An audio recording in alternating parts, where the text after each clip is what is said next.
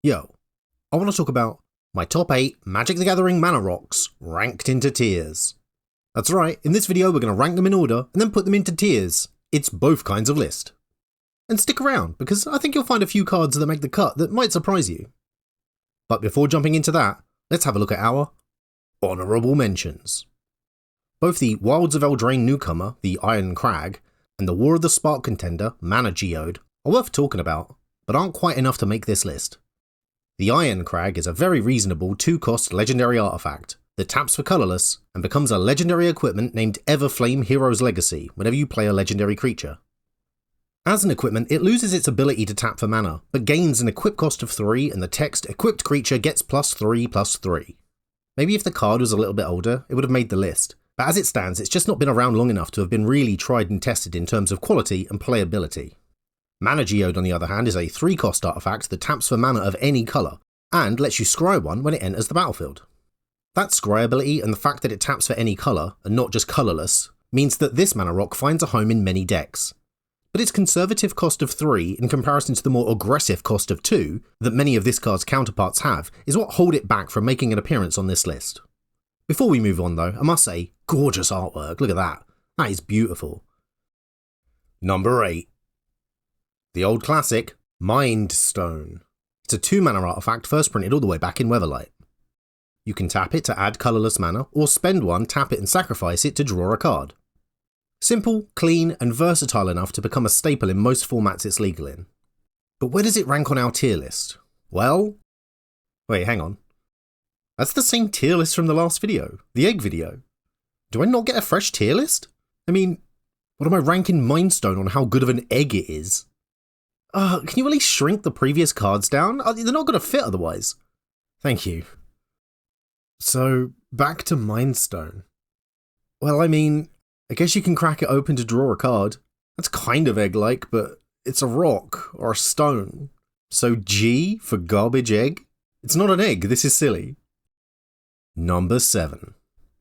Fellwar Stone is a 2-mana artifact first appearing in The Dark, a set from 1994 I had to Google because for some reason I had no knowledge or recollection of it.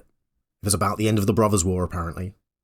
Anyway, you'll probably recognise the card from its more modern printing, which is more iconic, but if not, Fellwar Stone taps for 1 mana of any colour that a land controlled by your opponent could produce, which is an interesting restriction and a good way to counterbalance its aggressive cost of 2 to play. Fellwar Stone's art depicts a rock infused with so much mana that it looks like it's about to burst. But where does it rank on our list of, eggs? I mean, it's not an egg at all, so, like, bottom E tier? Now, you know what? No, I'm not doing this again. Hang on.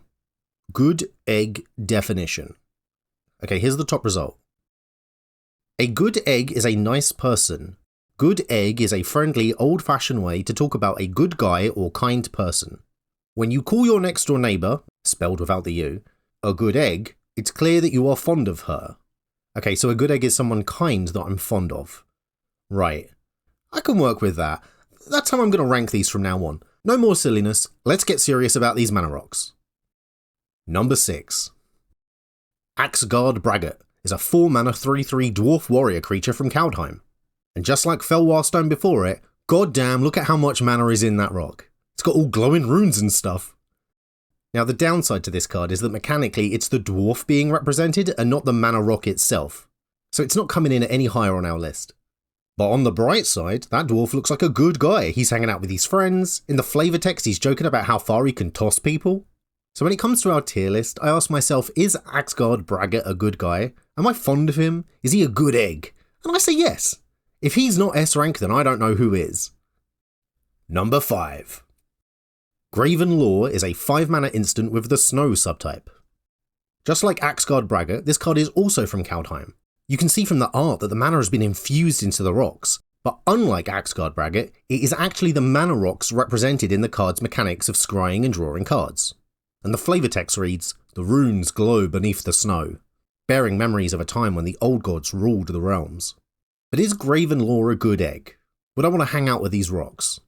Well, on the one hand, I imagine reading their lore would be a bit like sitting down to read a good book, and spending time with a good book can feel like spending time with a good friend.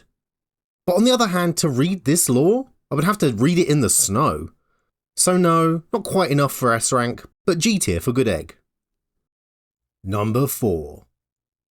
Cast Through Time is a 7 mana enchantment from Rise of the Eldrazi. And at this point I know what you're thinking.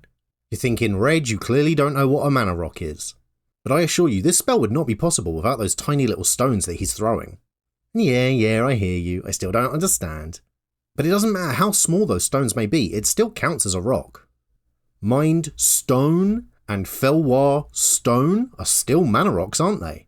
Stone and rock are basically interchangeable words. So yeah, the stone in Cast Through Time is 100% a mana rock. Look at all that magic it's helping to create. Is it a good egg though? Well, I looked it up to try and figure out specifically who that dude is that's casting the spell, but I failed.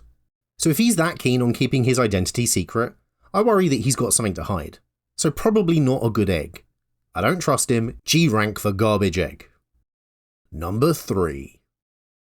Rock Basilisk from Mirage is vastly different to Rock Lobster from the B-52s.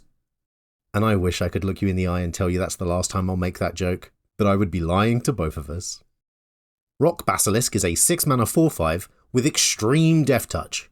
Whenever it blocks or becomes blocked by a non-wall creature, you destroy that creature at the end of combat, even if the Basilisk never dealt damage to those creatures. Play that alongside something like Blood Scent and you have a one-sided board wipe. Is he a good egg though? Well, I feel like you'd like him if he were on your side in battle, but would you want to spend time with him? Imagine you invited him over and then bumped into him in the doorway. He would literally destroy you. E tier. Number 2. Geode Golem. A 5 mana 5/3 golem artifact creature first printed in Commander 2018. Now that is a mana rock. A literal golem made out of so many magically infused geodes that it springs to life? Yes! Perfection! I love it! And he's got trample, the best keyword you could ask for a big stompy boy. And his second ability tells you that he is a bro. He has got your back. If he deals combat damage to a player, he lets you cast your commander from the command zone for free. This is the type of motherfucker who doesn't drink on a night out just so he can give you a lift there and back, and then would refuse your petrol money. Good guy Geode Golem. Is he a good egg though? Undoubtedly. S rank for your boy. And I want to see some respect for Geode Golem in the comments below. Number 1. The big one. The next time one of your friends turns to you and says, I'm building a commander deck, what's the best mana rock to put in it? I want you to look them dead in the eye and say, Meteorite. Look at the size of that mana rock. It's so big it killed a man. Meteorite is a 5 mana artifact from core set M15. It taps for mana, but it's not colourless, or only a colour that an opponent could produce. No. It taps for mana of any colour, and when it enters, it deals 2 damage to any target. That means thanks to the new card type, this bad boy could theoretically destroy an entire battle. If you think back to our number 4 mana rock Cast Through Time, and how small those stones were, but how they had enough mana in them to control time, or just think about how much mana could be inside this car-sized monstrosity. And I know what you're thinking, there's no way a hunk of space debris that kills people could be a good egg, right? Well, you'd be right, except, let me show you that flavor text. And if I'm lying, he began, ... Yeah, this rock has a sense of humor and understands irony. And while it's not S rank, because if I invited it over, it would probably kill me when it arrived, I am putting it G for good egg, because if it did kill me when it turned up, it would at least wait until the funniest moment possible to do it. And that's our list. This was my top 8 mana rocks. And now I want to hear from you. Let me know in the comments your thoughts on my picks, and if you feel that there were any mana rocks that I missed. Should Axgard Braggett have made the list? Would you risk the cold to spend time reading Graven Lore? Oh, and most importantly, shout out to Geode Golem. This world needs more angels like him. Thank you very much for watching this video, and thank you to my patrons whose names are on screen now. I'd also like to thank my sponsor for this video, me and my Patreon page, where you can get your name credited on screen too. Check out the link in the description below.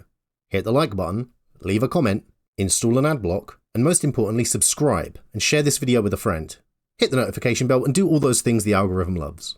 If you agree or disagree with any of my points, or you would like to see me do a video on another subject, let me know. And I will see you next time.